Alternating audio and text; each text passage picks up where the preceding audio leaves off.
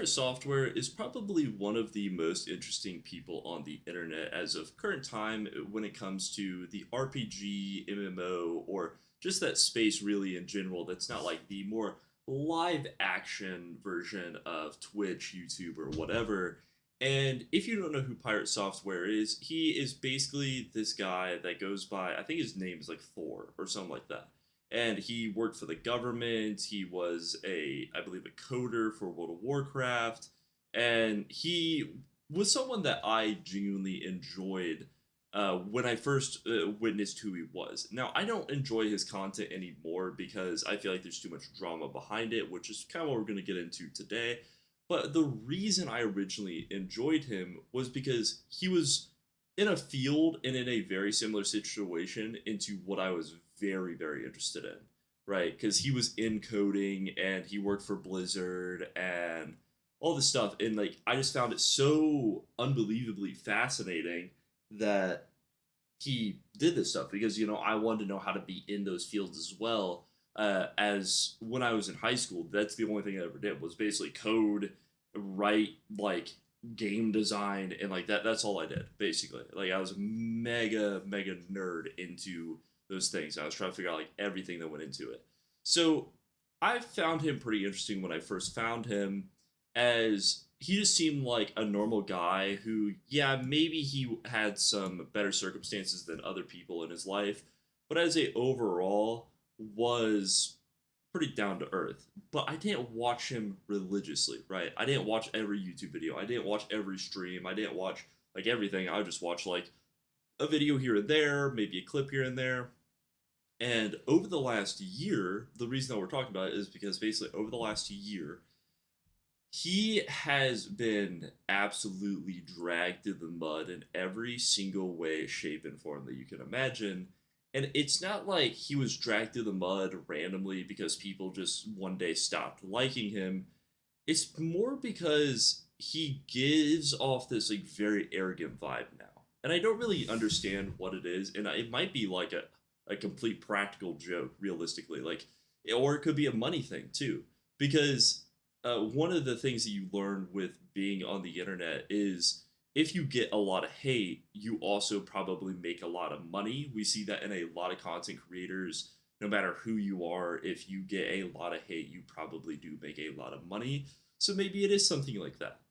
And where this kind of comes in, where people hate on him, is he has like two life stories that he tells constantly, or I guess three, right? So he tells a life story about how he got into Blizzard, how his dad worked for Blizzard, and how he's not a Nepo baby, even though his dad kind of got him the job. Like, not directly said, yeah, give my son the job or else. But, they obviously looked at it and did a background check on him, especially a company like Blizzard. And they're like, oh, this is our, like, lead dude's son. Okay, well, yeah, we'll definitely give him a job, because once he tells his dad or something like that, his dad gets mad. So obviously there is a little bit of stuff there, and people always get onto him about that. But I think stuff like that is like random stuff in your community, right? That can be kind of funny, where you're like, I'm not a nepo baby, and that, like maybe you do like some funny emotes or something behind it, and you just kind of lean into the joke, and it's like, haha, whatever. And then he talks about him working for the government, and he like brings up this thing all the time where he'll like bring up a paint basically to engage his viewers more, and it works. It really does. He I can honestly say, no matter how much you dislike him, it does work most of the time. Having someone draw on the screen while they say something is just kind of the meta now. It's the same way with like people playing Minecraft in the bottom corner or Subway Surfers or whatever it is. It's just kind of the meta with the brain rot, I guess you could say, really.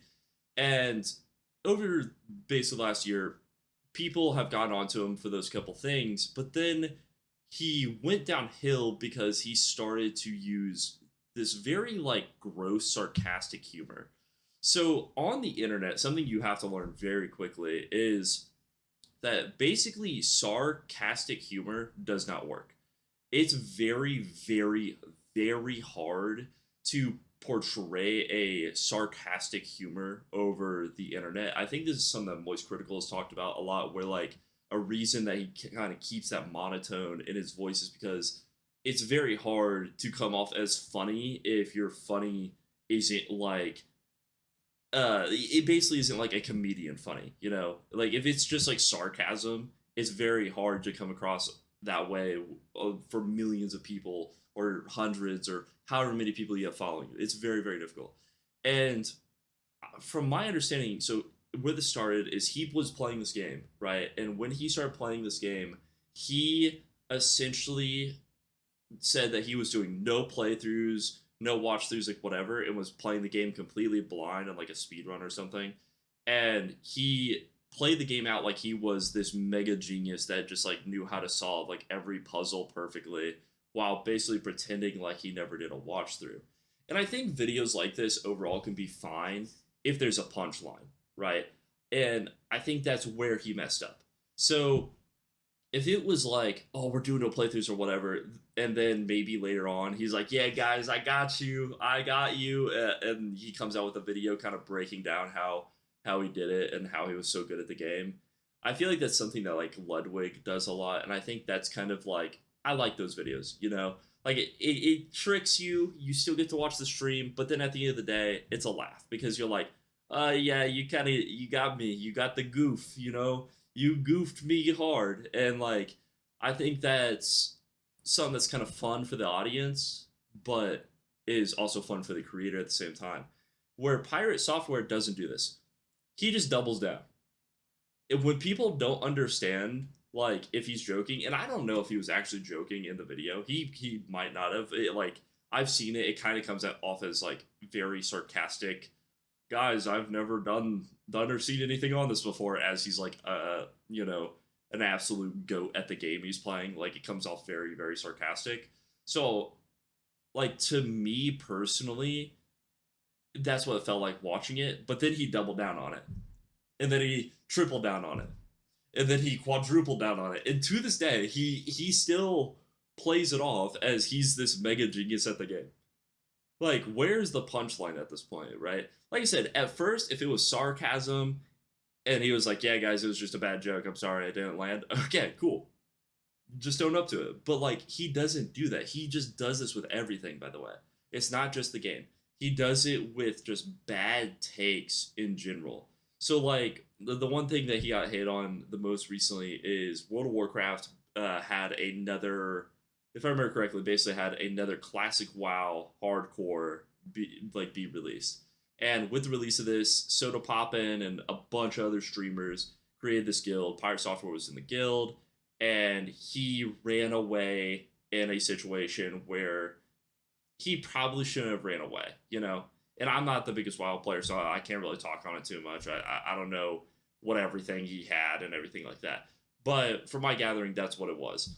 And you know, I can understand the first day going like, well, I'm not in the wrong. Because obviously you don't want to lose your character. I think anybody first day would say that. But then second day, he says he's not in the wrong. Third day, fourth day, fifth day. 2 weeks later, still saying he's not in the wrong.